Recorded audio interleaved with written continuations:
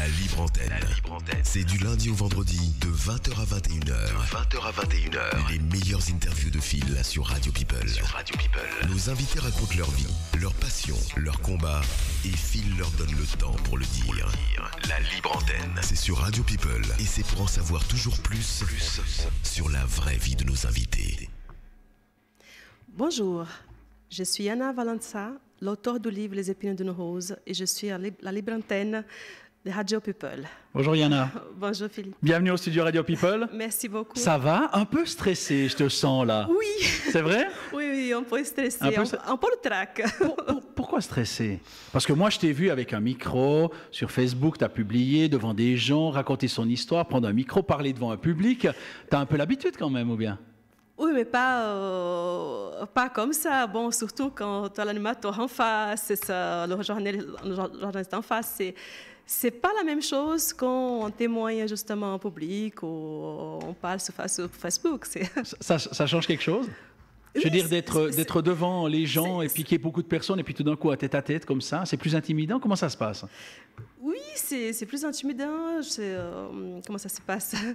Bon, moi, j'ai l'habitude de témoigner un peu partout. Voilà, je suis debout, j'ai un micro, voilà, je bouge. Là, je suis assise. Tu as de la peine à rester assise? Oui, il y a un peu d'hyperactivité là-dedans? Oui, oui, je suis hyperactive, oui. Mais ça veut dire diagnostiquer à un moment donné, on dit elle est hyperactive? Oui, oui. C'est génial, ça. Il y a des médecins, justement. On dort 20 minutes par nuit, on fait du travail toute la journée, on n'a pas besoin de dormir, on a la pêche tout le temps. C'est pas un avantage, ça? C'est fatigant. C'est fatigant d'être quand même hyperactive. Bon, mais ça, c'est avec mon vécu. Voilà, c'est tout à fait normal, tout ce que si je suis hyperactive. Quelque part, ça me rend aussi service, ça m'aide aussi. Ça me bouscule, ça m'aide à bouger. Autrement, peut-être. Quelque part, je dis que ça m'a beaucoup aidé. Parce que si je n'étais pas hyperactive, c'est possible que je serais quelqu'un de... Je ne m'aurais pas levé, vraiment, pas me bousculer, pas me lever le matin, ou me laisser trop écouter mes douleurs, peut-être aussi. On essaie d'en faire une force, alors, finalement. Voilà. C'est ça le secret de base? C'est-à-dire, même dans la vie en général, c'est des choses qui vous arrivent, c'est des choses qui sont négatives, d'essayer de les retourner, de garder un message d'espoir? Moi, je tire de positif. Je dis tout ce que j'ai vécu de négatif, toutes ces maltraitances que j'ai vécues de mon enfance, j'ai tiré de positif pour avancer. Le livre, Les épines d'une rose. Oui, Les épines d'une rose, oui. Le résumé du livre, comme on dit, ce qui est très pratique pour ceux qui n'ont pas envie de lire le livre, qu'ils le lisent, moi je vais le lire.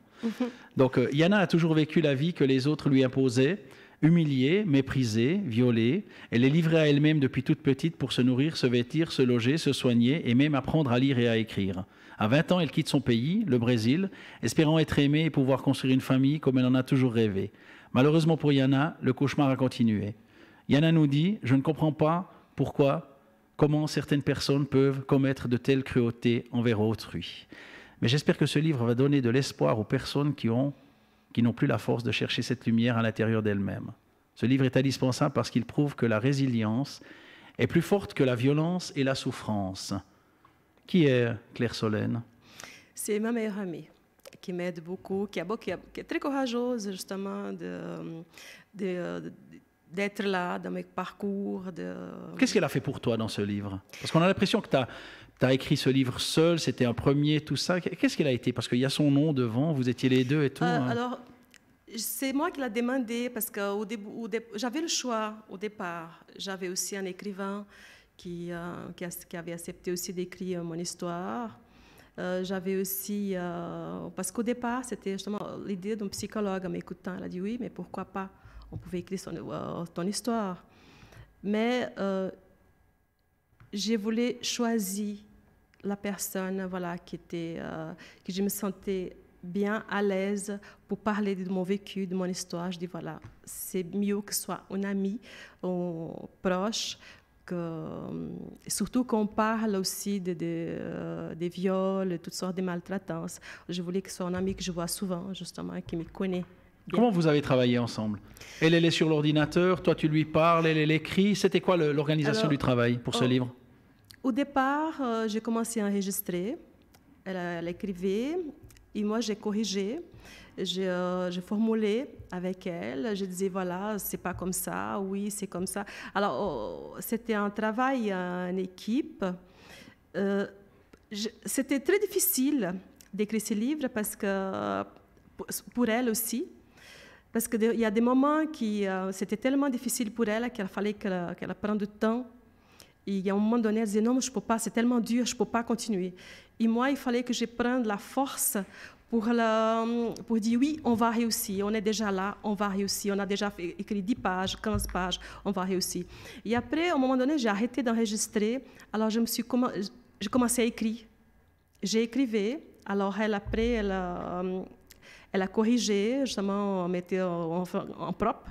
Et après, on formulait ensemble et de certaines choses qu'elle a dit oui. Je dis non, c'est pas comme ça parce que ce que je voulais que les choses elles soient écrites comme j'ai vécu, avec aussi expliqué avec les détails aussi. Mais dans ce livre, il n'y a pas tout.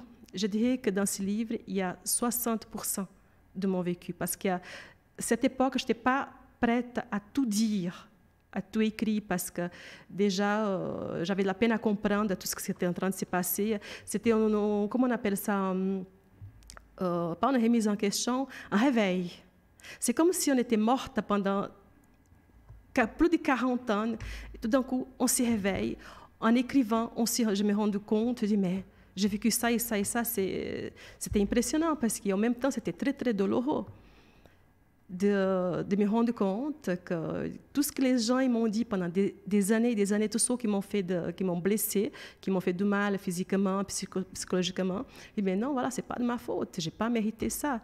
Et c'est vrai que c'était très très dur ce réveil parce qu'il fallait que je me bouscule, il fallait que je me bats aussi pour ma fille, il fallait que j'ouvre les yeux, que je pense à vivre aussi. Quand on rencontre quelqu'un, on sympathise, on se dit bonjour, et puis après on commence à parler, et puis il y a des amitiés qui naissent, c'est comme ça que ça se passe en général. Il faut une sacrée compétence, il faut un sacré vécu, il faut un sacré moral, il faut un sacré caractère, une sacrée personnalité pour devenir ami avec toi.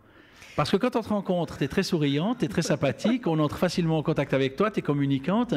Et puis en général, quand on se rencontre puis qu'on ne se connaît pas, on se raconte un peu sa vie, comme on dit. Qu'est-ce que tu fais comme métier, tu vis où, tu fais quoi, et puis voilà. Et puis toi, quand tu commences à parler de toi, tout de suite, immédiatement, c'est grave. Tout de suite, immédiatement, c'est important. Tout de suite, immédiatement, c'est dur. Tout de suite, immédiatement, c'est inhumain. C'est incroyable, c'est incompréhensible, c'est déchirant. Je pense que ça fait un peu un sacré mur à franchir avant d'arriver derrière et puis de se dire, bon ben, ok, Yana, je suis ami avec elle, ou je la connais, ou je la fréquente, ou je parle avec elle. Ou on part en courant. Ou on part en courant. Oui. Ben, je pense, ouais, parce qu'il faut une sacrée compétence. Parce que tu parlais de Claire, qui n'a pas le courage de s'asseoir à côté de toi et de parler dans le micro. Hein, je veux dire, il faut une sacrée compétence pour être en face de toi. Et puis pour justement essayer de mettre un peu de distance ou de mettre un filtre de protection pour ne pas recevoir en pleine gueule tout ce que tu envoies et ne pas être englouti avec tout ça dans un torrent émotionnel assez furieux. Bon, pour Claire, moi, je crois qu'elle est quand même très courageuse parce qu'elle est toujours là, elle n'est pas partie. Donc, je dis aussi qu'il faut un sacré courage pour me suivre. La prochaine fois, elle aura plus de courage, elle viendra au micro. Mais elle a un courage autrement parce que c'est vrai que là où d'autres m'ont lâché, elle est toujours là. Malgré, c'est vrai que j'ai un caractère assez fort, je dis heureusement justement que ce caractère qui était avant, je dis écrasé, qui maintenant je dis voilà, j'ai du caractère, j'ai de la personnalité, maintenant je sais qu'est-ce que je veux, maintenant je sais où aller. T'as appris à dire non?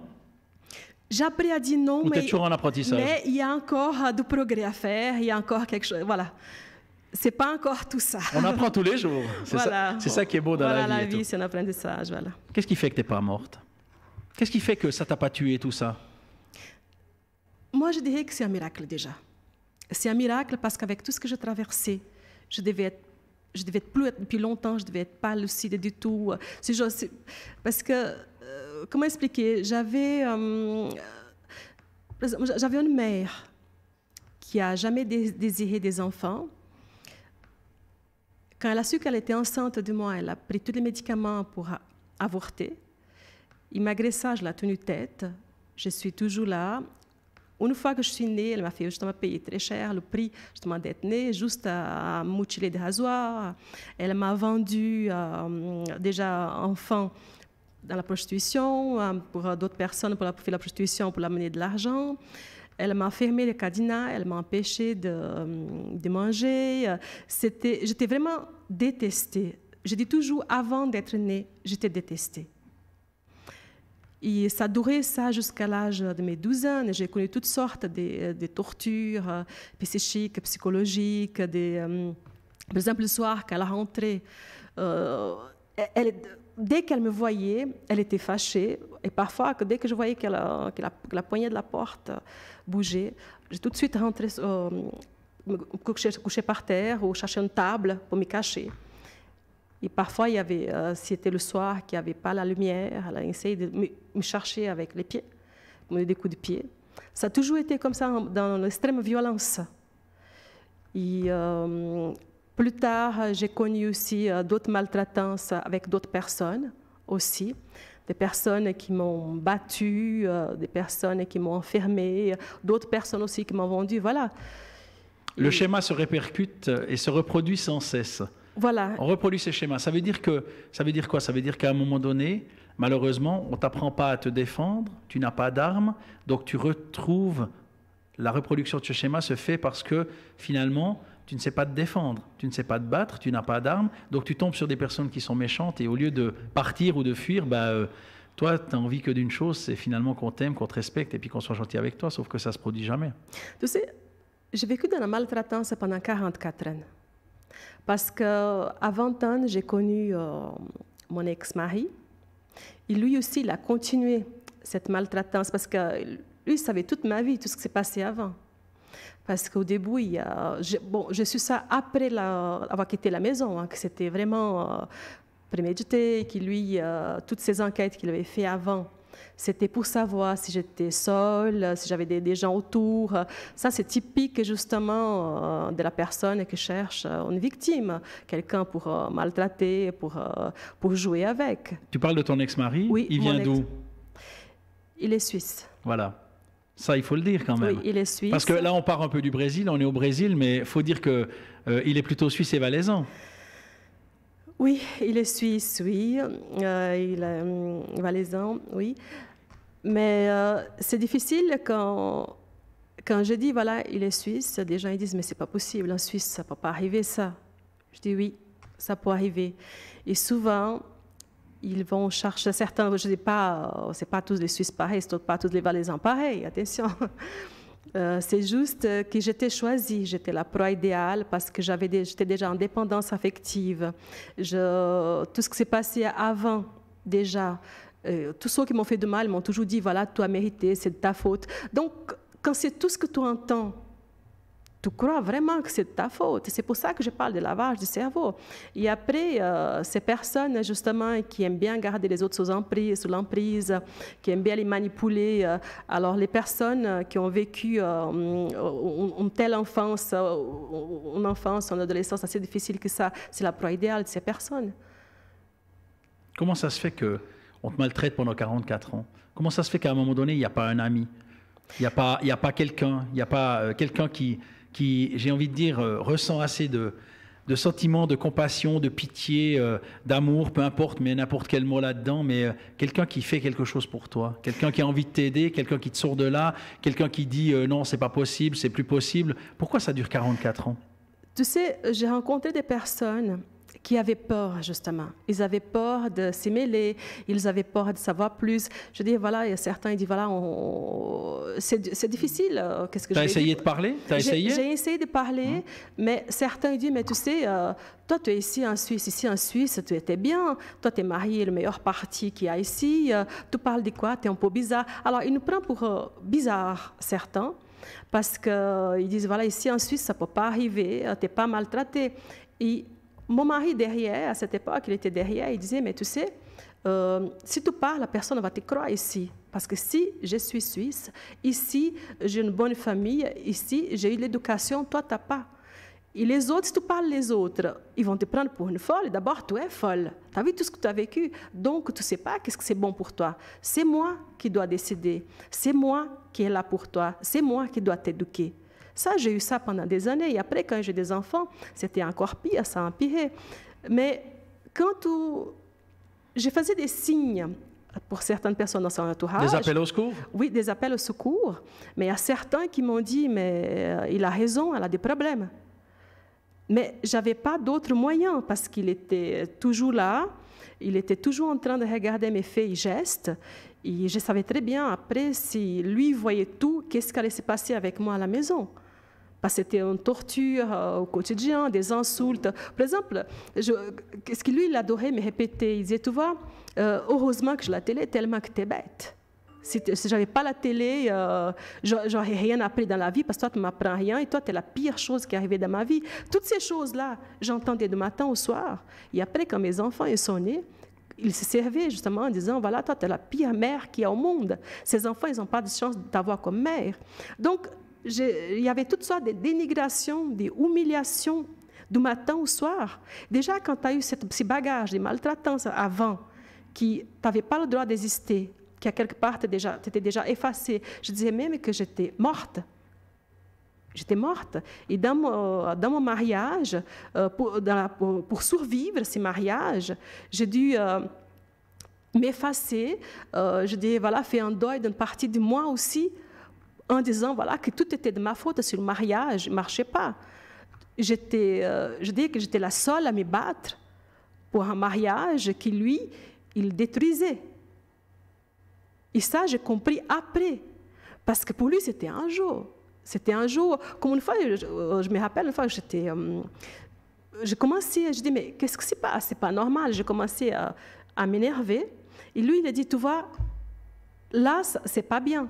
Quand tu rebondis, je dois encore frapper plus fort pour que tu m'obéis.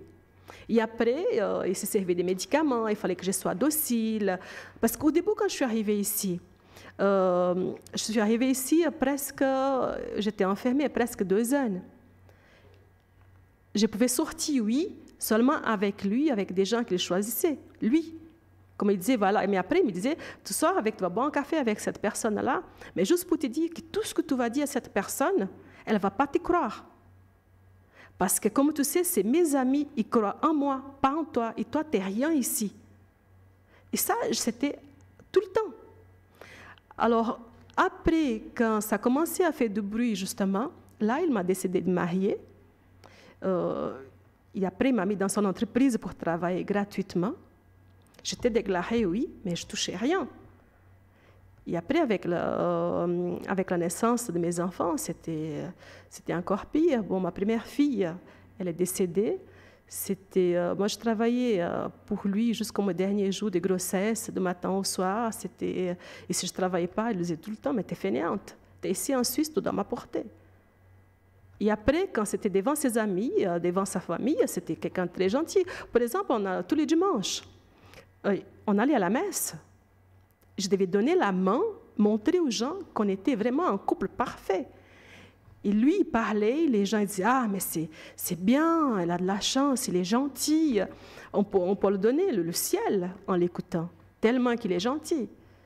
Mais avec moi, c'était différent. Derrière la porte, c'est là où on allait à la messe tous les matins. Mais en arrivant à la maison, c'était l'enfer de l'autre côté. Qu'est-ce qui a fait qu'à un moment donné, tu as dit stop? Quand ma fille elle a commencé l'école, j'ai regardé un petit peu comment ça s'est passé à la cour d'école. J'ai pleuré énormément. Énormément, j'étais souvent dans le coin, j'étais tout le temps la tête baissée, je ne parlais pas et je faisais que regarder. Et après, un moment s'est rapproché de moi. Bon, j'ai commencé à m'ouvrir gentiment.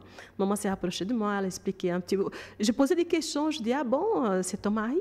Ah, il est comme ça, mais c'est normal. Elle a dit, oui, mais c'est normal, c'est comme ça. Parce qu'en plus, je n'avais pas d'exemple dans notre couple, parce que lui, il disait, non, les autres couples, c'est pas normal, c'est nous qui nous sommes normales, les autres pas.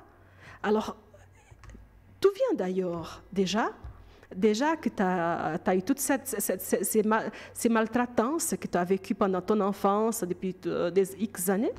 Alors, tout vient d'ailleurs, tu arrives ici. Déjà, c'est vrai, comme il m'a dit, ici, tu as mangé, toi en toi. Et c'est vrai que là-bas, je n'avais pas. J'ai vécu dans la rue, j'ai vécu toutes sortes de choses. J'avais des pistolets dans la tête, sur la tête. J'avais des couteaux, j'ai connu toutes sortes de choses, de violences.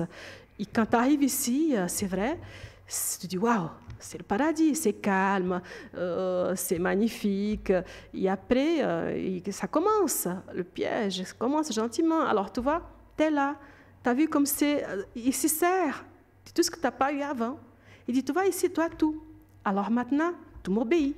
Tu dois faire exactement ce que j'ai dit, parce que toi, tu ne sais pas qu'est-ce que c'est. Revenons au réveil. Quand tu disais, j'ai parlé avec des gens autour, quand ta fille a commencé l'école, ça m'intéresse cette période de réveil. J'observais beaucoup. Et j'ai commencé, tout au début, déjà à l'école, quand il y avait quelque chose à signer pour l'école, lui disait tout le temps, tu ne dois pas signer. C'est comme ça ici. Les femmes en Suisse font ça. Et les mamans aussi. Je dis, bon, quand elle a commencé la deuxième enfantine, j'ai commencé à prendre le bus pour l'amener à l'école. Donc, gentiment, j'ai commencé à prendre un petit peu de liberté, un petit peu, pour voir un petit peu. Même lui, il était contre. Dès qu'il pouvait m'amener en voiture, même en bus avec moi, il venait. Parce qu'il fallait à tout prix qu'il ne fallait pas que je parle aux autres. Et parfois, voilà, j'arrivais quand même. Il dit, voilà, j'ai un rendez-vous au travail. Je dis, super, je prends le bus. Il fallait aussi que ma fille aussi la prenne en bus. Et moi, j'ai insisté. Et après, j'ai parlé aussi avec la maîtresse plus tard. Bon, voilà, en revenant, j'ai commencé à regarder les autres parents, les autres mamans. Et après, j'ai commencé à aller boire de temps en temps du café en cachette. Et moi, je ne parlais jamais. J'étais à table, je ne parlais jamais. Je pleurais tout le temps. Et des fois, les gens disaient, mais elle a un problème. J'ai commencé à parler un mot, 2 mots. Et plus tard, j'étais un petit peu plus loin. Et c'est là qu'il y a quelqu'un qui m'a dit, écoute, j'ai connu une personne qui fait l'écoute dans tel endroit. Va parler avec elle. Alors, en parlant avec cette dame, justement, je lui ai parlé plusieurs fois. Et après, elle m'a dit, mais écoute, si on allait voir une association, juste pour que tu regardes. Au début, je te dis, mais non, pourquoi je vais aller? Je vais bien, mon mariage va bien, c'est normal. Et plus je discutais avec elle, elle a dit, mais non, on va quand même aller. Alors, j'étais parler avec une dame qui travaille dans l'association. Ça durait pendant un bon moment. Et j'étais en colère quand tout ce que j'ai entendu. Quand elle disait, mais tu sais, un mariage, c'est pas comme ça. Là, c'est de la maltraitance. Je dis, mais non, il n'y a pas de maltraitance. Il est gentil. Alors, j'expliquais tout ce qu'il me faisait. Elle a dit, mais non. Et en plus, j'étais quelqu'un vraiment effacé. Tout ce qu'elle disait, j'ai trouvé des qualités chez lui. Elle a dit, tu vois, là. Je dis, non. Là, il m'a donné à manger. Là, il m'a trouvé du travail. Là, il a un appartement. Mais ces jours-là, il est gentil. Mais là, il est fatigué. J'ai trouvé toutes sortes d'excuses pour lui. Et ça durait pendant un bon moment, jusqu'au jour où j'ai dit, bon, d'accord, je vais accepter de voir un psychologue pour parler. Je vais accepter, plus tard, j'ai accepté aussi un rendez-vous avec un avocat. Mais il me fallut quand même du temps et pour réaliser. Et même là, je ne réalisais pas. Je dis, ouais, là, je fais une bêtise. Je me sentais tellement coupable qu'après, j'ai dit à mon mari, je dis, tu sais, je suis en train de voir quelqu'un pour trouver de l'aide pour notre mariage, pour notre couple. Elle a dit que ce n'est pas gentil, qu'est-ce que tu fais avec moi? Et là, il a dit, mais t'es folle, quoi, t'es schizophrène. Tu vas parler avec qui? Tu n'as pas le droit. Je t'avais dit que les gens, ils veulent casser notre mariage. Tu n'as pas le droit de parler de moi et de notre fille ailleurs. Et je dis, ah oui, c'est vrai. Il a raison. J'ai téléphoné à l'association, et j'ai dit, écoutez, je vais encore donner quelques mois à mon mari. Il va changer. Et cette dame, elle a dit, non, il ne va pas changer. Et j'ai tenu tête, oui, il va changer. C'était pire. C'était pire parce que tout ce qu'il avait promis, soit disant il allait faire des efforts, soit disant il allait changer, c'était pire parce qu'il était encore plus puissant. Parce qu'après, déjà, il y avait la physique, la violence physique, des coups d'épaule, des bousculades. Comme ça, pendant des années, il y a eu ça. Et moi, je disais, ouais, c'était parce que j'étais au milieu de son chemin. C'est pour ça qu'il m'a bousculée. J'ai appris après qu'il me frappait. C'était sa façon à lui de frapper sans laisser des traces. Mais quand il a su que j'étais vraiment en train de partir, alors là, c'est devenu pire. Par exemple, il m'a tourné mon bras en me mettant dehors de la chambre. Il est resté bleu pendant 3 mois. Après, la violence physique s'est aggravée après. Mais j'ai trouvé toujours des excuses, même là. Jusqu'un jour, où ça a été plus loin, que j'ai dû quitter la maison pendant 1 mois. Quand il a su justement que j'allais vraiment quitter, que j'allais vraiment le quitter, c'était du matin au soir, tu verras, je vais te détruire, tu ne peux pas sortir de la maison, tu vas perdre ton enfant, tu verras, je vais te pourrir ta vie, personne ne va te croire, je vais te mettre en psychiatrie, tu vas mourir, des choses comme ça. Je ne pouvais plus dormir, je ne pouvais plus parler à ma fille, je ne pouvais plus bouger à la maison, je ne pouvais plus parler au téléphone, rien.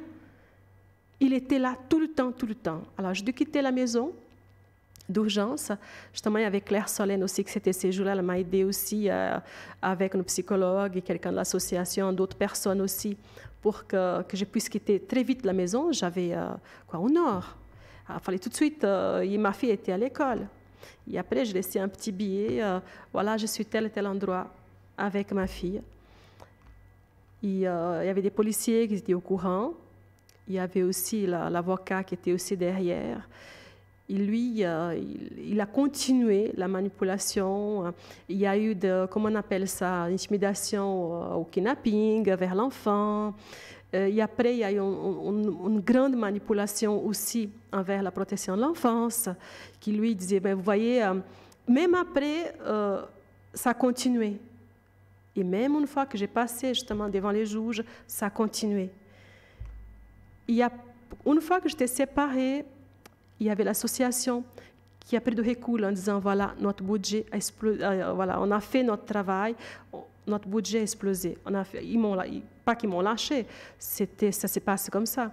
C'était là que ça a empiré encore. Ça a empiré parce que j'ai dû appeler souvent les policiers, parce qu'ils voulaient rentrer à la maison à tout prix. Ils s'y battaient, pas qu'ils s'y battaient. Il allait à la protection de l'enfance, se servait de mon enfance en disant, vous voyez, tout ce qu'elle a dit, c'est n'importe quoi. Alors là, c'était...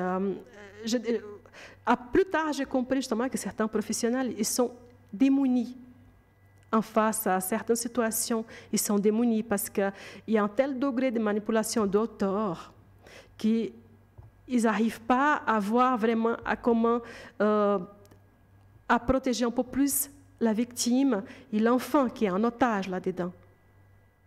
Et ça, c'était terrible parce que c'était, à un moment donné, c'était lui qui était protégé après la séparation. Et même maintenant que je demandais un divorce forcé, parce qu'année passée, il voulait encore rentrer à la maison. Et je vois maintenant le degré de la manipulation qu'il continue.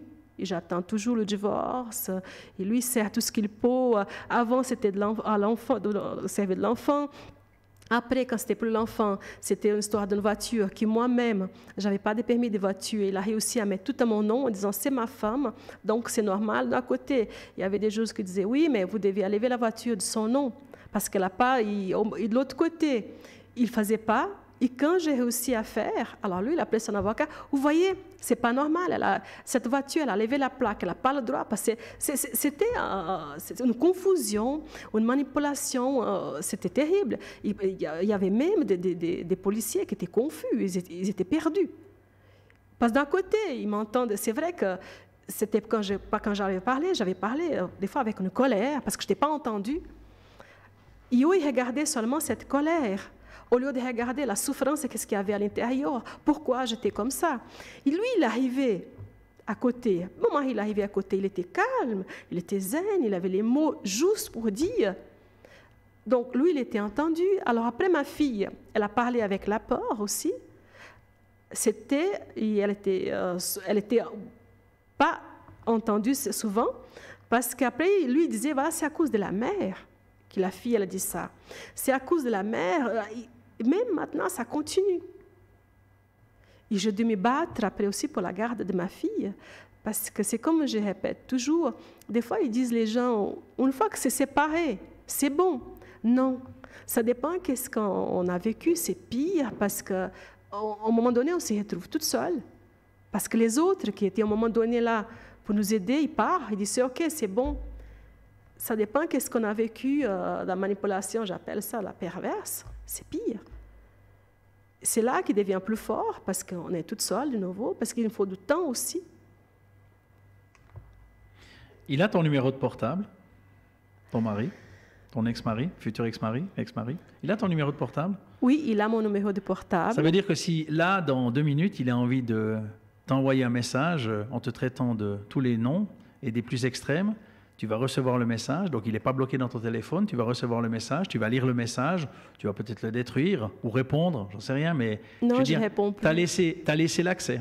Tu as laissé l'accès, par exemple. Pourquoi, par exemple, vu la situation que tu es en train de décrire, et moi, comme je t'ai dit, parce que la chose est claire, si je ne te croyais pas, je ne t'aurais pas invité ici, on est bien d'accord? Donc moi, j'ai aucun doute. Je ne mets aucun doute sur tous tes dires, autant sur le livre que ce que tu es en train de dire. Je ne connais pas l'autre personne, je m'en fous complètement, je t'entends toi, je te reçois toi, je te crois toi. Mais je dis, pourquoi par exemple là, si dans 2 minutes il veut t'envoyer un SMS pour t'insulter ou n'importe quoi, pourquoi cet accès-là alors qu'on sait très bien qu'avec les smartphones modernes, tu peux bloquer le correspondant et c'est fini? Parce que j'entends, tu n'as rien à voir avec lui. Vous avez un enfant ensemble, il y a la justice qui s'en mêle, c'est un type exécrable, c'est un type qui mériterait beaucoup de choses.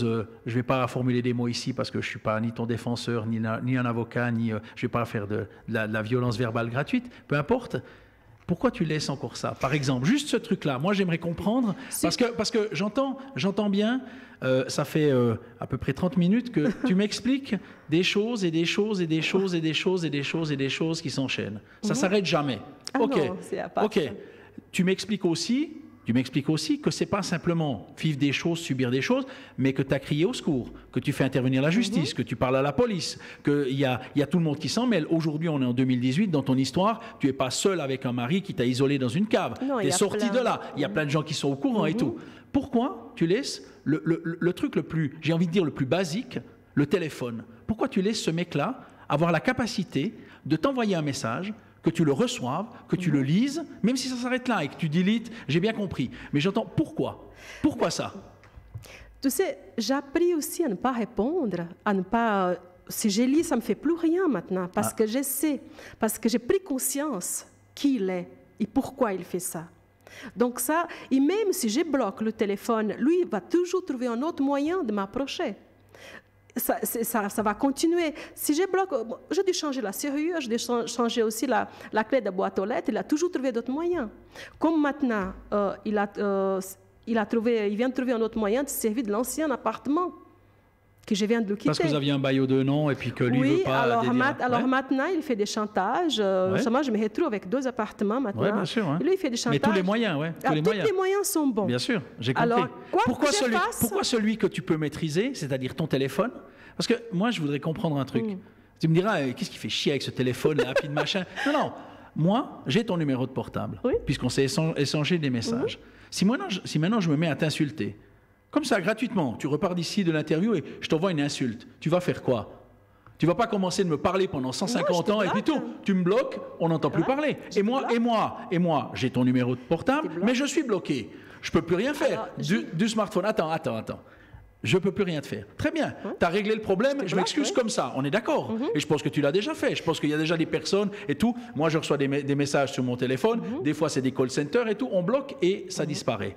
Alors, parce que la personne ne va pas reprendre un nouveau téléphone avec un nouveau numéro, puis reprendre un téléphone avec un nouveau numéro. Puis voilà. Pourquoi il y a toujours l'accès d'un type où tu viens de m'expliquer pendant 12 minutes que c'est juste une ordure magistrale et qu'il a encore le moyen de pouvoir, juste avec ce truc qui ne te coûte rien, parce que bloquer, c'est une touche et on presse avec le doigt. Je voudrais comprendre ça. De toute façon, de manière ou d'une autre, il aura mon nouveau numéro de téléphone. Ça, il trouvera toujours. Pourquoi? Tu sais, je vais te dire, plusieurs fois, je n'ai pas répondu son téléphone. Lui, il a pris d'autres téléphones. Puis tout d'un coup, tu as un 026 voilà, qui téléphone. Voilà. Okay. Automatiquement. Bien sûr. Donc, ça ne vaut rien. Oui, ça dépend. Moi, j'ai pris la distance. Donc, maintenant qu'il me téléphone, je ne réponds pas. Dès que c'est lui, je raccroche. Par contre, les messages qu'il m'envoie, il ne va jamais m'envoyer des messages d'insultes. Parce qu'il m'envoie des messages d'insultes, il y a des preuves. Alors, les messages souvent qu'il m'envoie, c'est des messages de culpabilité. En disant, tu vois, je peux m'arriver, j'ai même des lettres, je vais arriver jusqu'au suicide. Tu vois, c'est ta faute, je suis malheureuse. Tu vois, d'un côté, dans les messages, il ne faut pas qu'il y ait des traces. Ben si, alors, il faut des traces, mais des traces qui sont dans son sens à lui. Oui, mais juste pour te dire que les messages, tu vois, au tribunal, personne, ils disent, mais ça ne vaut pas, madame. Ça n'intéresse rien. Ça ne vaut pas parce que quelqu'un peut très bien voler son téléphone et vous envoyer des messages. Oui. Donc, ça ne vaut rien, les messages. Même les lettres, maintenant, il n'écrit plus les lettres à la main. Alors maintenant, il tape à l'ordinateur et après, il me met dans la boîte aux lettres. Ça ne vaut pas la peine non plus. Parce que peut-être c'est toi qui as écrit le message en question et que tu as mis dans la boîte aux lettres. Je me suis renseignée aussi avec mon avocat. Oui. Alors, les messages, les lettres, ce n'est pas valable devant le tribunal. Parce qu'il peut voler son téléphone. Moi-même, je peux écrire une lettre à l'ordinateur. Bien sûr, oui. Tu peux être une mytho, puis inventer les choses. Et puis, voilà, exactement. Ouais. Pourquoi il n'y a jamais eu d'aide? Pourquoi il n'y a jamais eu d'aide? Pourquoi il n'y a pas d'aide? Il y a eu de l'aide au départ. Oui, mais de l'aide de quoi? De l'aide étatique, une association qui a été un dossier parmi tant d'autres. On dira, oh là là, mon Dieu, madame, ce que vous vivez, très bien. Pourquoi il n'y a pas d'aide? Pourquoi il n'y a pas un ami une fois? Pourquoi il n'y a pas un copain? Pourquoi il n'y a pas quelqu'un qui va lui péter la gueule? Pourquoi il n'y a pas quelqu'un qui dit, viens habiter chez moi? Pourquoi il n'y a pas quelqu'un qui ne dit pas, viens, on va partir à l'étranger, tu prends ta fille sous le bras et tout? Pourquoi il n'y a personne? Pourquoi il n'y a jamais personne? Je ne peux pas dire qu'il n'y a personne, comme tu sais toi-même, il y a Claire qui est là. Vas-y, oui. On fait le compte, vas-y. Alors, c'est vrai je compte, vas-y, continue, non, j'entends bien. J'ai quand même des connaissances, des personnes autour, c'est vrai que... Qui fait quelque chose pour toi, concrètement? Qui, à un moment donné, quand tu racontes ce récit? Parce qu'aujourd'hui, tu prends le livre, tu prends le micro, tu vas en face des gens, et tu leur balances, je ne sais pas, si tu parles pendant 1 heure... Moi, je t'ai laissé parler, parce qu'il faut que, voilà, qu'on entende. C'est horreur sur horreur, sur horreur, sur horreur, sur horreur, sur horreur, sur horreur. Et tu dis pendant 44 ans. À un moment donné, dans ces 44 ans, il n'y a pas quelqu'un qui a juste un état d'esprit de normalité. Il y a juste quelqu'un qui n'est pas juste en disant « Mon Dieu, ma pauvre, mais qu'est-ce que tu as vécu? Viens, on va boire un café. » Il n'y a pas quelqu'un qui est juste normal et puis qui dira « Attends, je te tends la main. » Parce que peut-être que je suis un homme et que toi tu es une femme et qu'il y a quelque chose entre nous et puis que je n'ai pas envie de laisser une autre personne sur cette terre, je ne parle même pas de sentiments et d'affection, quelque chose sur cette terre, vivre comme ça. Pourquoi il n'y a jamais personne? Pourquoi depuis la naissance à ta 44e année, pourquoi en fait tu relates des épreuves successives, supplémentaires, de violence, de méchanceté, de martyrisme et à un moment donné tu ne me dis pas, je ne sais pas, il y a 7 ans, j'ai rencontré un copain qui m'a dit, puis je dis n'importe quoi, pendant 3 semaines, je suis allé vivre chez lui, mon mari ne savait plus où j'étais, et puis pendant 3 semaines, j'ai vécu en paix, ou quelqu'un qui ne me martyrisait pas, tabassait pas, ne me bousculait pas avec son épaule quand il me croisait dans le corridor en disant que j'étais sur son chemin, où il y avait juste le calme, la paix, juste quelque chose de normal. Pourquoi il n'y a rien de ça dans ces 44 ans? Tu sais, je peux te dire une fois, au Brésil, une fois, il y a une dame qui a passé avec son enfant. Moi, je dormais dans la rue. Cette dame, elle n'a pas laissé son enfant se rapprocher de moi parce qu'elle avait peur d'être contaminée par la misère. Maintenant, il y a beaucoup de gens, c'est triste à dire. Tu leur fais peur? Je leur fais peur et mon histoire leur fait peur ou ils ont peur d'être contaminés pour des problèmes des autres. Et malheureusement, c'est triste parce qu'il y a beaucoup de personnes, justement, qui tombent dans la dépression, qui se suicident et qui ne sont plus là, justement à cause de ce mépris-là. C'est vrai, j'ai rencontré énormément de personnes qui disaient, mais tu sais, j'ai assez à faire chez moi. J'ai assez à faire ici, énormément. Et je rencontre encore. Alors après, quand tu dis, oui, je suis au tribunal, tu es au tribunal? Ah non, tu sais, j'ai mes enfants là, j'ai mon mari là, et tu sais, je suis fatiguée. Ah non, je ne peux pas t'aider là. Il y a eu beaucoup. Mais j'ai dit oui. J'ai appris aussi à avancer avec les noms. Je dis, bon, il me dit non. C'est vrai que je n'ai pas beaucoup de personnes. Pourquoi tu n'es jamais parti? Pourquoi tu n'as pas quitté le Valais et puis avec ta fille sous le bras pour aller pas forcément à l'autre bout du monde, pas forcément au Brésil ou en Russie, mais peut-être juste en France, juste mettre une frontière et puis dire voilà, maintenant j'ai passé la frontière, il y a une autre juridiction, il y a un autre truc, je suis plus loin, il y a des choses, et puis foutre un peu la merde, mais dans l'autre sens. Je suis d'accord avec toi. J'ai beaucoup de problèmes de santé, il y a beaucoup de séquelles. Moi, je ne peux pas partir comme ça toute seule, parce que j'ai le post-traumatique qui c'est intense, qui est là. Et ça, c'est vrai, ça m'empêche de faire beaucoup de choses. J'ai aussi une fibromyalgie sévère aussi. Je ne peux pas partir seule avec un enfant. Je dois avoir un réseau autour. Je trouve qu'il faudrait une personne. Pas un réseau. Il faudrait une personne. Oui, non, mais une personne. Malheureusement, je n'ai pas trouvé. Oui, d'accord. Voilà. Alors, on lance un appel. Voilà. Non, mais il faut trouver une personne. Moi, je trouve qu'une personne suffirait. Quand tu dis, tu as raison. Tu as raison. Quand tu dis, il faut un réseau. Mais toi, dans ton cas, il faut une personne pas un qui a réseau. Du courage. Non, mais une personne qui t'aime. C'est le minimum. C'est le minimum. C'est le minimum. Et quand je dis aimer, ce n'est pas forcément le sentiment amoureux. C'est aimer très fort, aimer d'amitié, aimer d'amour, peu importe, aimer, mais aimer. Aimer au point d'avoir envie de dire « c'est pas possible ». Parce qu'on peut recevoir ton message en disant « oh mon Dieu, mais quelle horreur, mais qu'est-ce qu'elle vit, qu'est-ce qu'elle a vécu, qu'est-ce qu'elle est, mais mon Dieu, mais quelle horreur ». Très bien. Ça, j'entends ça presque tous les jours. Ça, ce n'est pas un message d'amitié ou d'amour à ton encontre, c'est un message de politesse, de compassion et d'éducation. Voilà. C'est pas de ça que je parle.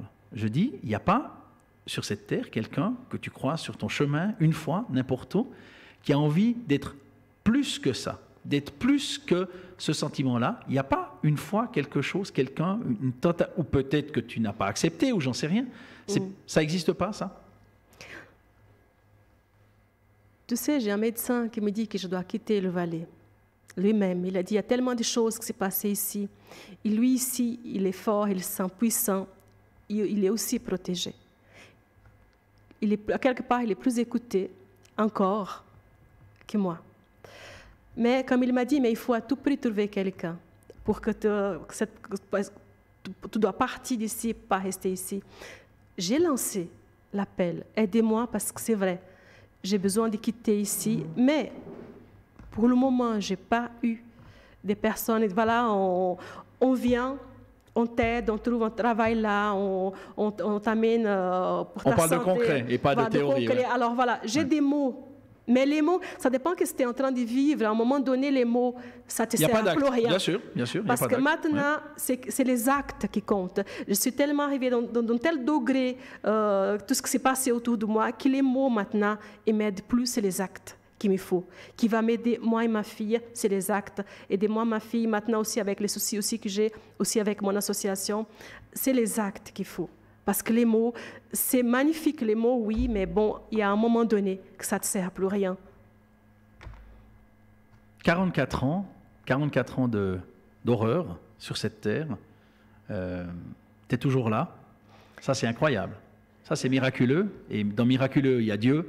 Et je mets Dieu là-dedans. Alors, lequel, comment, aucune, j'en sais rien, mais c'est miraculeux. C'est extraordinaire d'être encore là. Aujourd'hui, raconter ta vie, écrire un livre, un deuxième en préparation, aller devant des gens, prendre un micro, expliquer ce que tu as vécu, dénoncer des choses comme la maltraitance, comme le viol, comme l'humiliation, comme les pervers narcissiques, comme la maltraitance dans le cadre du couple. Et aujourd'hui, tu es en face de moi, j'ai vu 2-3 fois des larmes qui montaient dans tes yeux. Oui, moi j'essaie de... Est-ce que c'est ta mission?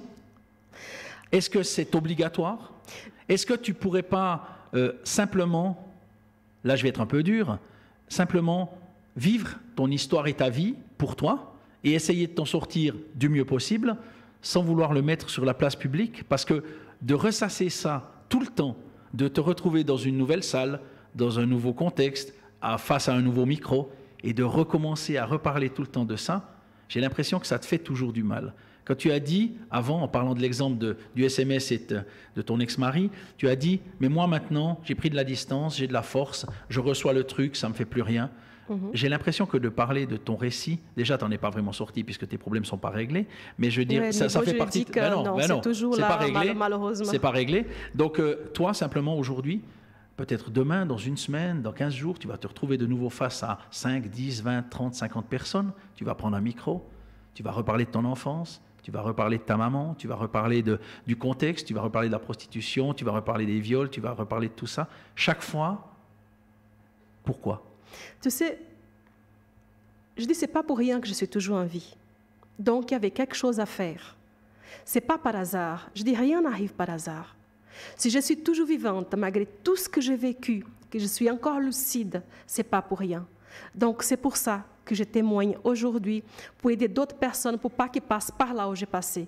Parce que je connais la douleur, la dénigration, l'humiliation. Et je connais aussi le non.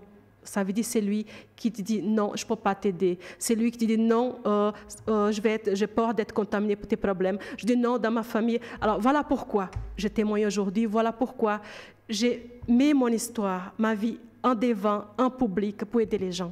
Et c'est pour ça aussi qu'il y a une association aussi qui est venue aussi basée, je dis toujours basée sur mon histoire. Non, ce n'est pas seulement sur mon histoire, c'est basé sur l'histoire des millions de personnes dans le monde, des victimes dans le monde, et d'autres qui ne sont plus là pour raconter leur histoire.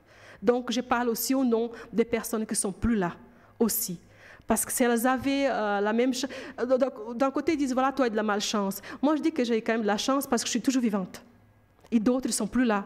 Non, mais la malchance, ce n'est pas 44 ans. La malchance, c'est quand tu fais un accident de voiture, tu dis « Oh putain, j'ai pas eu de chance hier parce que j'ai fait un accident avec la voiture, puis j'ai démoli la voiture. » Ça, c'est de la malchance. Là, pendant 44 ans, ce n'est pas une malchance, c'est un destin. Mais il y a des gens qui me disent « Oui, mais tu as eu la malchance de vivre comme ça. » Ça, j'entends souvent. Et je dis, et de l'autre côté, oui, tu as eu de la chance, de la malchance. Je dis, bon... Elle est où la chance ? Elle est où la chance? C'est que tu es toujours vivante. Mais tu es vivante. Enfin, j'ai envie de dire, ça te dépasse, ça.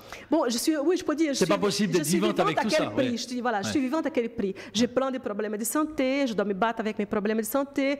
Mon divorce, je n'ai toujours pas eu, je suis en train de me battre devant un tribunal pour avoir un divorce. Je forçais pour avoir un divorce. C'est vrai, mais je dis, voilà, mais il y a quand même de positif. Tu sais, quand les gens ils me rencontrent dans la rue, qui me prennent dans les bras et qui me disent « Merci d'avoir écrit mon histoire. Dans ton histoire, j'ai reconnu la mienne. » Je peux te dire que ça, c'est magnifique. Tu dis, voilà, cette personne-là, tu regardes dans les yeux, il dit, voilà, tu as osé, tu as fait. Pour exemple, les témoignages... C'est quelle différence il y a entre toi et toutes les autres personnes qui te remercient d'avoir écrit leurs histoires? C'est quelle différence c'est? Ça s'appelle le courage. Eux, ils n'ont pas eu. Non, mais on ne trouve pas d'excuses ou pas. C'est égal, peu importe. Je dis juste, c'est le courage. Toi, tu as eu le courage. Eux, ils n'ont pas ce courage-là. Eux, ils aimeraient bien. Ils aimeraient bien en parler. Ils aimeraient bien l'exprimer. Ils aimeraient bien écrire un livre. Ils ne le feront pas parce qu'il leur manque le courage. Il ne leur manque pas l'histoire à raconter. Parce que peut-être qu'ils ont vécu des choses qui sont aussi abominables que toi. Et peut-être qu'ils les vivent encore et qu'ils sont encore dedans. Mais c'est une question du courage. Ça veut dire qu'à un moment donné, il y a un déclic où il n'y en a pas. Il y a des femmes qui sont battues et qui ne le disent pas. Parce qu'elles ont honte. Parce qu'elles ont honte et elles se sentent coupables. Parce que là-dedans, il y a ça. Hein. Ce n'est pas pour trouver une excuse. C'est pour dire, il y en a qui le sont. Il y en a qui le sont. Non, mais pour excuser le fait qu'on ne dénonce pas. Il y en a qui le sont parce qu'ils ont peur. Et qui ne le disent pas. Toi, tu as eu ce courage-là. Toi, tu as eu ce courage-là de vouloir chaque fois souffrir de nouveau. Tu viens ce matin. C'est pas souffrir. Les gens ne t'ont pas vu avant l'interview. Tu restes debout, tu ne peux pas t'asseoir, tu es très stressé, tu bois 5 cafés. Je veux dire, il y a une appréhension. C'est un exercice, ça te coûte. Tu n'es pas en train... Moi, je reçois des gens, toute l'année, tout le temps, qui viennent à ce même micro, sur la même place. Ils viennent parler d'un livre, ils sont très zen, ils sont très contents, ils sont très heureux, ils ont le smile. Ils arrivent, ils disent, on va parler de mon livre. Alors, mon livre, c'est un roman, c'est un peu trop bien, voilà et tout. Non, là, le mien, c'est une vraie histoire. Toi, ça te coûte. Toi, tu le payes à chaque fois. Les gens qui viennent t'écouter... Je ne sais pas s'ils se rendent compte que le fait que tu te mettes en face d'eux avec un micro, puis que tu commences à leur raconter ta vie, pas une vie, pas la vie, pas un roman, de raconter ta vie, que ça te coûte, que tu le payes en exprimant ça. Il y a beaucoup qui ne voient pas. Ça, mais bon, je dis, ce n'est pas grave, c'est comme ça, j'ai choisi de faire ça. Voilà, c'est mon chemin, c'est mon but. Donc, c'est un choix. Pourquoi tu trouves personne? Je trouve personne comme... Je ne sais pas. Pourquoi tu trouves personne? Je ne dirais pas ça. Je dis quand même pourquoi il n'y a pas quelqu'un, pourquoi il n'y a pas un garçon sur cette terre qui dit moi je vais être avec toi, je vais être à côté de toi, je trouve ça admirable, je trouve ça extraordinaire, je trouve que en plus tu as un sourire éclatant, je l'ai fait peur, tu as un rayonnement. Je l'ai fait oui, bien sûr, mais il y a des fois des courageux, oui, bien sûr, les mecs, il faut avoir de crainte, il faut avoir de courage, parce que... faut avoir une grosse paire de couilles, oui, absolument, surtout. Je l'ai fait peur, c'est vrai que... Bien sûr. Pourquoi il n'y en a pas un qui a du courage? Pourquoi il n'y en a pas un qui est un peu plus courageux que les autres? C'est difficile quand même de sortir avec une femme qui a un tel vécu, qui a une telle expérience, qui a une telle force, un tel courage, un tel caractère aussi. Et surtout ces vécus. Alors, des fois, ils disent oui, mais elle a tellement de vécu, elle a tellement d'expérience. Certaines personnes, ils disent... Alors, ça nous fait peur parce que, voilà, ils ont l'habitude de la banalité, ils ont l'habitude des choses... Non, pas la banalité, la tranquillité. Oui, ça, oui, la tranquillité. Voilà, oui. La tranquillité, sans que leur monde soit bousculé. Oui, voilà. La Suisse dans sa tranquillité. Et moi, je suis quelqu'un, malgré tous mes problèmes de santé, je suis énergique, je fonce. Pourquoi ils ne voient pas que tu es vivante? Pourquoi ils ne voient pas que tu sais tendre la main? Pourquoi ils ne voient pas que tu sais serrer dans les bras? Pourquoi ils ne voient pas que tu sais sourire? Pourquoi ils ne voient pas que tu sais avoir des yeux qui pétillent? Pourquoi ils ne savent pas? Je me suis jamais posé cette question. Pourquoi ils te voient qu'avec un micro ou à travers Facebook où tu dis j'ai souffert, j'ai traversé, j'ai vécu ça et tout? Pourquoi ils ne voient pas qu'en 2018, le 20 avril 2018, c'est aujourd'hui? Pourquoi ils ne voient pas qu'il y a une femme qui est toujours en pleine forme, qui est toujours vivante, qui est toujours à l'intérieur? Je n'ai pas parlé de la forme physique, j'ai parlé de l'intérieur. Pourquoi ils ne voient pas ça? Je me suis jamais posé la question. Très bien. Bon, c'est bien. Il faut leur ouvrir les oreilles. Bon, mets un peu de musique comme ça, je vais te servir un café. Merci beaucoup. On va continuer à raconter un petit peu la suite.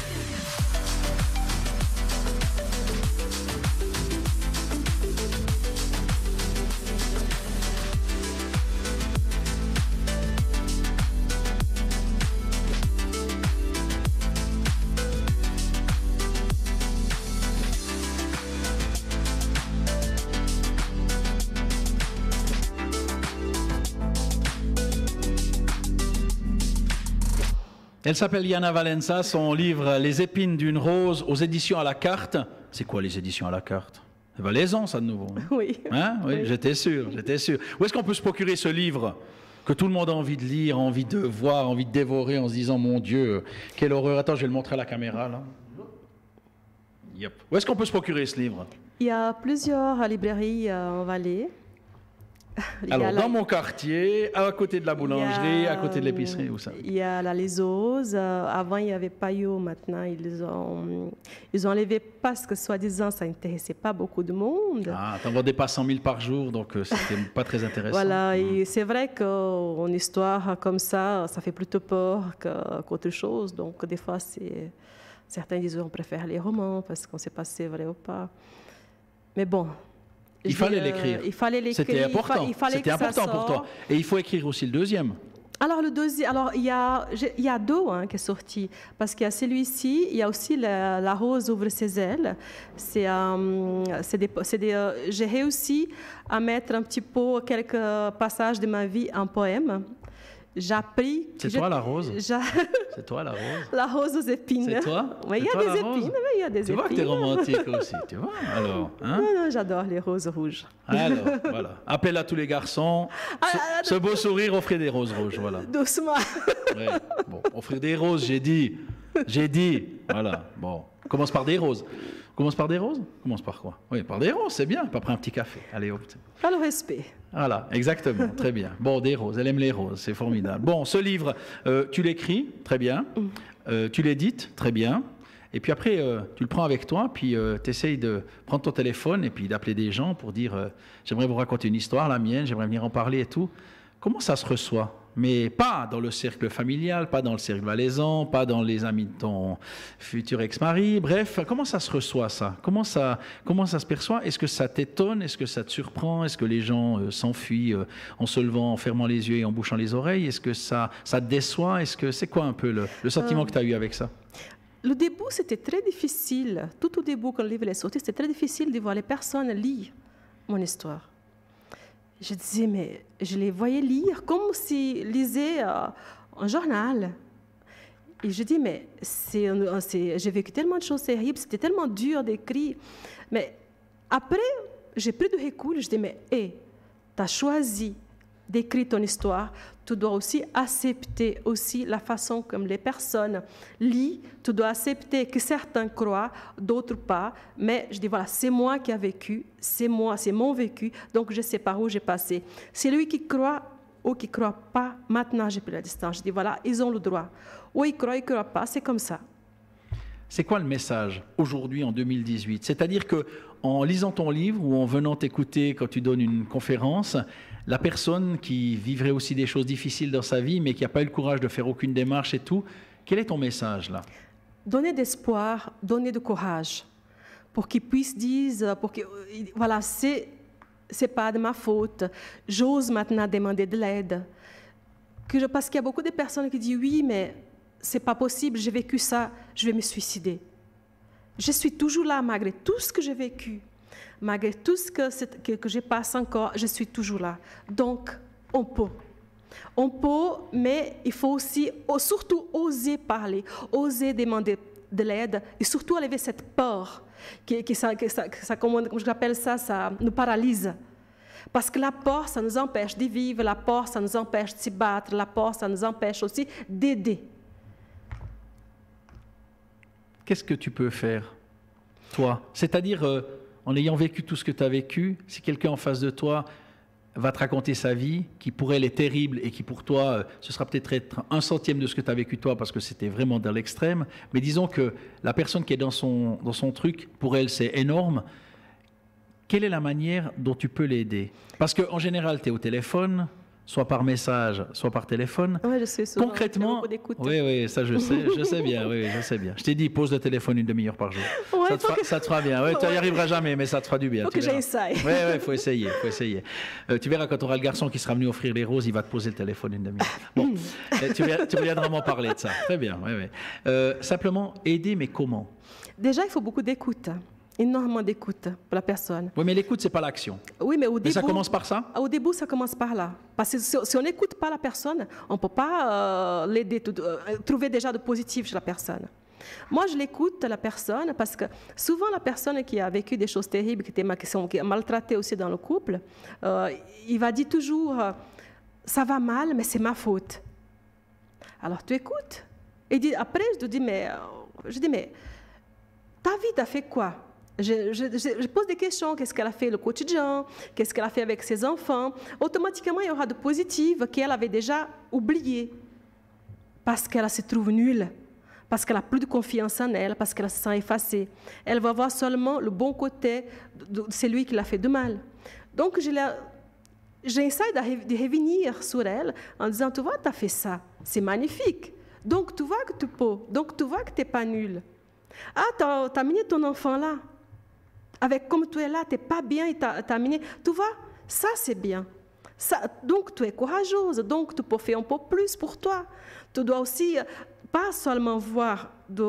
J'explique aussi un mariage que ce n'est pas seulement elle qui va faire l'effort dans un mariage, il faut les deux. Alors, automatiquement, il faut aussi qu'elle ait confiance, il faut qu'elle se sente aussi à l'aise. Automatiquement, elle va me parler d'autres choses. Et c'est moi à décoder avec... moi, je dis toujours, en tirant de mes expériences, tout ce que j'ai vécu, à décoder, et en montrant cette lumière qu'elle a encore déjà, que c'est effacé, qui n'existe plus, pour qu'elle puisse prendre confiance en elle et qu'elle aille plus loin pour demander de l'aide. Quand on a affaire à un pervers narcissique, la famille, les amis, c'est les plus mal placés pour essayer d'aider, parce que forcément, il y a un parti pris des deux, forcément, ils voient les deux ensemble, forcément, ils ont peut-être un lien. Quand on parle de son cousin, de son frère, de son père ou n'importe quoi, je veux dire, le premier cercle, là, c'est vraiment pas l'idéal par rapport à la... non, moi, je demande qu'ils aillent quand même, par exemple, s'il ne va pas me parler, je dis, est-ce que tu as déjà parlé à un psychologue? Parce que, oui, mais j'ai parlé à sa mère, à son frère. Je dis, mais il faut essayer de parler à d'autres personnes. Après, je demande, est-ce que tu as des amis? Oui, mais mes amis sont aussi amis avec lui. Alors, je propose, est-ce que tu acceptes de temps en temps qu'on boit un café ou que je te présente à quelqu'un, justement, il y a je donne aussi des noms d'autres associations aussi. Je dis, il y a telle aussi association, aussi la mienne. C'est toi qui décides. Tu veux citer des associations, par exemple, hein? Qui pourraient aider? Tu veux citer des noms d'associations qui peuvent aider? Oui, il y a l'association La Vie. Aussi, il y a d'autres associations. Qui est où? Qui est basée où? C'est partout en Suisse. Il y a en Valais, il y a au canton de Vaud, un petit peu partout. Okay. Il y a d'autres associations, mais ça s'appelle déjà Astrea, aussi au canton de Vaud. Il y a aussi en Saint-Ciel, il y a plein d'associations justement qui, je dis, il faut y aller, il faut essayer, il faut oser. Lancez un coup de fil, prenez un rendez-vous, expliquez. Si ils ne peuvent pas ces jours-là, essayez encore. Il y a aussi la main tendue, 143 aussi, que des fois, voilà, ce n'est pas de la famille, c'est en dehors. Essayez. Il y a beaucoup d'impuissance des fois. Oui, il y a aussi c'est très compliqué. Ouais. Et l'association L'Espoir Diana est aussi là, on essaye, voilà. Ça ne fait pas longtemps qu'on est là. Tu as créé cette association avec quel but et quels moyens tu vas te donner pour agir autrement qu'en ton nom personnel?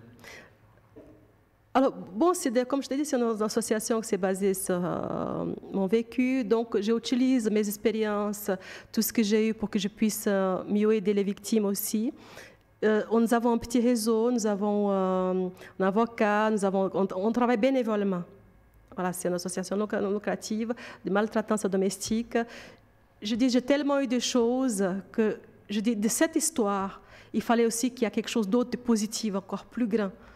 Pour que je puisse... J'ai fait de mon mieux que je peux. J'ai essayé aussi de la faire reconnaître aussi. C'est un peu difficile pour le moment parce que, voilà, je n'ai pas de diplôme de professionnel, mais j'ai mes expériences, j'ai mon vécu. Même pour certains, ils disent oui, mes expériences, le vécu, ce n'est pas professionnel, mais j'essaye quand même. Je ne baisse pas les bras. Site Internet, réseaux sociaux, si on veut être informé de tout ça, qu'est-ce qu'on fait si on veut savoir des choses sur toi? On va où? Nous avons un site sur l'association L'Espoir Diana. On tape l'association L'Espoir Diana maltraitance domestique. Automatiquement, ils vont savoir un petit peu tout ce que j'ai fait.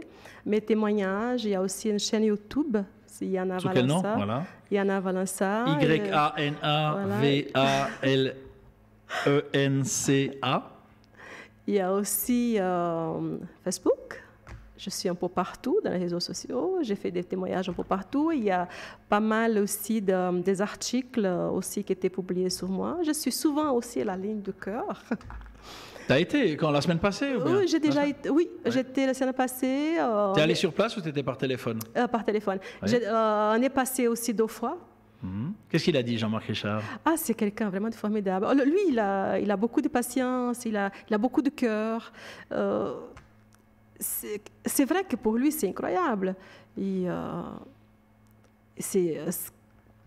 On n'a pas pu parler beaucoup en dehors, on parle plus à l'antenne. Mais j'espère un jour le voir personnellement. C'est un garçon charmant, attachant et un grand professionnel. Ouais. Voilà, mais qu'est-ce que je sais, qu'est-ce qu'on a parlé à la radio, tout ça, je trouve vraiment quelqu'un qui a énormément de cœur. Énorme, il est très humain. Ça fait comme toi aussi. C'est gentil.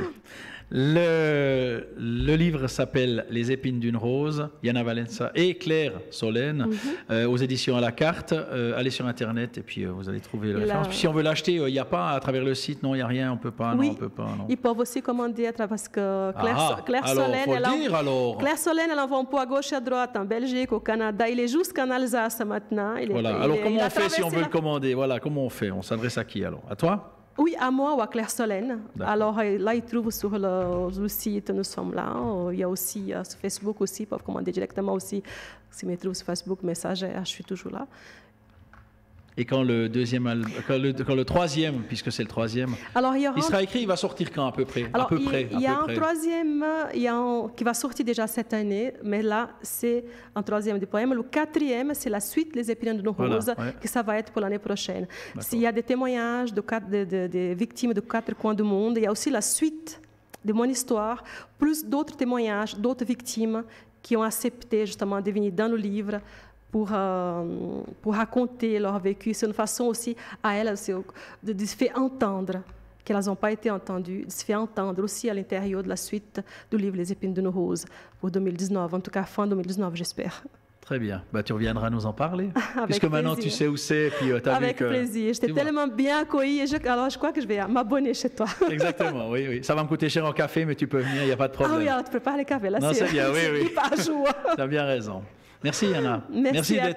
Merci d'être toujours vivante et toujours là et de nous raconter ça et d'avoir la force et le courage de mettre ta vie comme ça en lumière. Je sais que l'exercice est pas toujours facile, donc ça c'est aussi, tu fais preuve d'un grand courage de ce côté-là. Puis par rapport à ce que tu as vécu, je pense que aucune personne en face de toi ne peut ouvrir la bouche pour dire quelque chose de sensé, d'intelligent, autre qu'un immense respect et puis une profonde affection pour toi en disant que c'est juste incroyable d'avoir traversé tout ça et d'être toujours en face de soi comme ça, d'être debout, d'être volontaire, d'être avec un sourire immense à l'intérieur, avec cette magnifique lumière et puis d'être un exemple.